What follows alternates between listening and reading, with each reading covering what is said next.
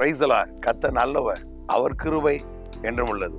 பிரியமானவர்களே, ரூத்தின் புஸ்தகத்திலே நாம் ரூத்தை குறித்து காரியங்கள் எல்லாம் நாம் அறிந்திருக்கிறோம்.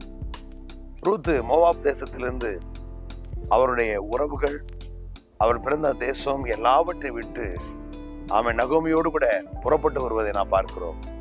2ஆம் அதிகாரத்தில் வரும் பொழுது அவள் போவாஸ் சந்தித்து பேசிக் கொண்டிருக்கிற அந்த காரியங்கள் சொல்லப்பட்டிருக்கிறது.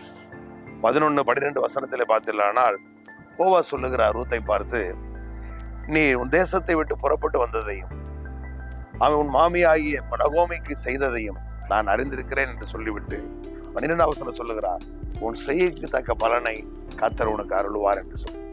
ஆம்பரியமானவர்களே, இந்த உலகத்தில் வாழுகிற எல்லா மனிதர்களுக்கும் அவரவர்கள் செய்கைக்கு தக்க பலனை தேவன் நிச்சயம் கொடுப்பார். மனிதன் எதை விதைக்கிறானோ அதை அறுப்பான் என்று வேதம் சொல்லுகிறது. ஆகவே ஆண்டவருடைய பிள்ளைகளாகிய நாம் நல்ல செயல்களை செய்யும் பொழுது, நம்முடைய குடும்பத்திலே, நம்முடைய வேலை செய்கிற இடங்களிலே, எல்லா இடத்திலும் நாம் நற்சாட்சி பெற்றவர்களாய் நல்ல செயல்களை செய்து நாம் வாழும் பொழுது அதற்கான ஒரு பலனை தேவன் நிச்சயம் நமக்கு தருவார். அவன் கிரியைக்கு தக்க பலன் அவனுக்கு உண்டு என்று வேதம் சொல்லுகிறது. அதே போல ரூத்தை பார்த்து போவாஸ் சொல்லுகிறார், உன் செய்கைக்கு தக்க பலன். அப்படி என்றால் நீ எதையெல்லாம் விட்டு விட்டு உன் மாமிக்கு செய்த அந்த நற்செயல் நிமித்தம் கர்த்தர் உன் செய்கைக்கு தக்க பலன் தருவார் என்று சொல்லி அடுத்து சொல்லுகிறார், இஸ்ரவேலின் தேவனாய் கர்த்தருடைய செட்டை நிழலில் அடைக்கலமா வந்திருக்கிற நீ எல்லாவற்றை விட்டு வந்ததற்கான பலனும் உண்டு.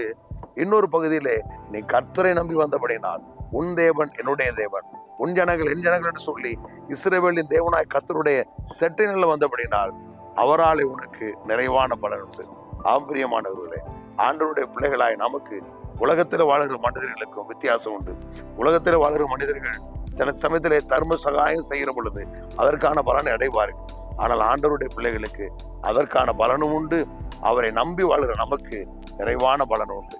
ஆகவே இஸ்ரவேலின் தேவன் நம்முடைய தேவன், அவர் மிகவும் நல்ல தேவன்.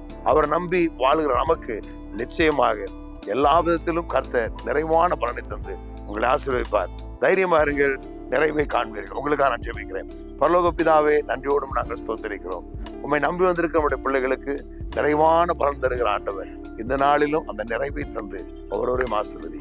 இயேசு கிறிஸ்து நாமத்தில் பிதாவே, ஆமென். God bless you.